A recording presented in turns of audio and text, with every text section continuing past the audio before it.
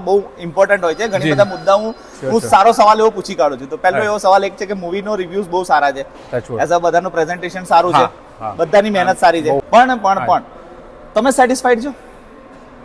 એવું કહેવાય ને કે આપણું બેબી હોય તો કેવું છે, આ એક મૂવી બનાવવું મતલબ કેવું છે કે બેબીને ઉછેરવા જેવું છે.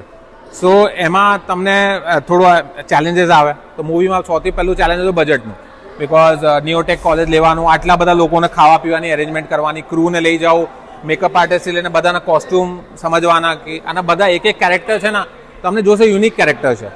So it tax a lot of guts to make this kind of movie, especially when you have lot of people.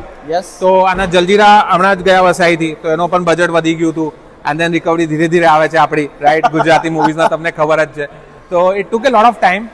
I am very happy, basically I am very happy because નાપાસ એક એવી મૂવી છે જે મારા દિલને બહુ કરીબ છે. Because I was an ex teacher of IIT Powai.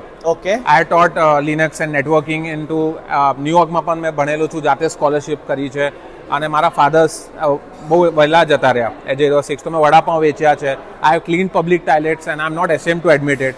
So this મૂવીમાં તમને બહુ બધું મારું પણ પોષણ જોવા મળશે અભયસિંહ રાઠોડમાં. સો ઇટ ટોક્સ અબાઉટ કે ભાઈ એક ટીચરને કેવું હોવું જોઈએ. સો નાપાસ ઇઝ ઓલ અબાઉટ ઇટ.